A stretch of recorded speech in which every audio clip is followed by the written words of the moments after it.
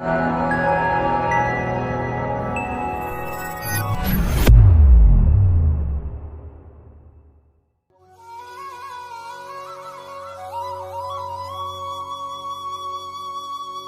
व्रत को संतान की लंबी उम्र के लिए किया जाता है।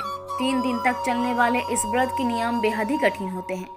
इस व्रत में दूसरे दिन यानी कृष्ण पक्ष अष्टमी को पूजन होता है।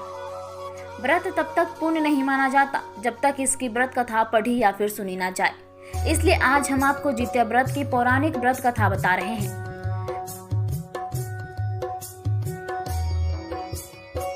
नर्मदा नदी के पास एक नगर था कंचनबटी।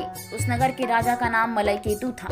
नर्मदा नदी के पश्चिम में बालूहटा नाम के मरुभूमि थी, जिसमें एक विशाल पाकड़ के पेड़ पर एक चील रहती थी। उसी पेड़ के नीचे एक सियारिन भी रहती थी। दोनों पक्की सहेलियां थी।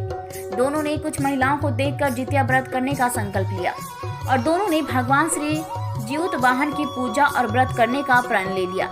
लेकिन जिस दिन दोनों को व्रत रखना था, उसी दिन शहर के एक बड़े व्यापारी की मृत्यु हो गई थी और उसका दाह संस्कार उसी मरुस्थल पर किया गया। सियारिन को अब भूख लगने लगी थी। मुर्दा देखकर वह खुद को रोक ना सकी और उसका व्रत टूट गया। पर चील ने संयम रखा और नियम व श्रद्धा से अगले दिन व्रत का पारण किया। फिर अगले जन्म में दोनों सहेलियों ने ब्राह्मण परिवार में पुत्री के रूप में जन्म लिया। उनके पिता का नाम भास्कर था। चील बड़ी बहन बनी और उसका नाम सिलवती रखा गया। सिलवती की शादी बुद्धिसेन के साथ हुई। सियारिन छोटी बहन के रूप में जन्मी और उसका नाम कपूरावती रखा गया। उसकी शादी उस नगर के राजा मलयकेतु से हुई। अब कपूरावती कंचनबटी नगर की रानी बन गई। भगवान जीउत वाहन के आशीर्वाद से सिलवती के 7 बेटे हुए, पर कपूरावती के सभी बच्चे जन्म लेते ही मर जाते थे। कुछ समय बाद सिलवती के 7 पुत्र बड़े हो गए। वो सभी राजा के दरबार में काम करने लगे। कपूरावती के मन में उन्हें देखकर ईर्ष्या की भावना आ गई। उसने राजा से कहकर सभी बेटों के सिर कटा दिए। उन्हें 7 नए बर्तन मंगवाकर उसमें रख दिया और लाल कपड़ा से ढककर सिलवती के पास भिजवा दिया। यह देख भगवान जीउत वाहन ने मिट्टी से 7 भाइयों के सिर बनाए और सभी के सिर को उसके धड़ से जोड़कर उन पर अमृत छिड़क दिया। इससे उनमें जान आ गई। 7 युवक जिंदा हो गए और घर लौट गए। जो कटे सर रानी ने भेजे थे वो फल बन गए। दूसरी ओर रानी कपूरावती बुद्धिसेन के घर से सूचना पाने को व्याकुल थी।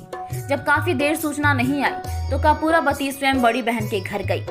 वहां सबको जिंदा देखकर वह सन्न रह गई। जब उसे होश आया तो बहन को उसने सारी बात बताई। अब उसे अपनी गलती पर पछतावा हो रहा था। भगवान जीउत वाहन की कृपा से सिलवती को पूर्व जन्म की सारी बातें याद आ गई। वह कपूरावती को लेकर उसी पाकड़ के पेड़ के पास गई और उसे सारी बातें बताई। कपूरावती बेहोश हो गई और मर गई। जब राजा को इसकी खबर मिली तो उन्होंने उसी जगह पर जाकर पाकड़ के पेड़ के नीचे कपूरावती का दाह संस्कार कर दिया। जीवित पुत्री का व्रत का पूजन विधि। स्नान करने के बाद सूर्य नारायण की प्रतिमा को स्नान कराएं, धूप दीप आदि से आरती करें और इसके बाद भोग लगाएं। इस व्रत में माताएं सप्तमी को खाना और जल ग्रहण कर व्रत की शुरुआत करती है और अष्टमी तिथि को पूरे दिन निर्जला व्रत रखती है। नवमी तिथि को व्रत का समापन किया जाता है।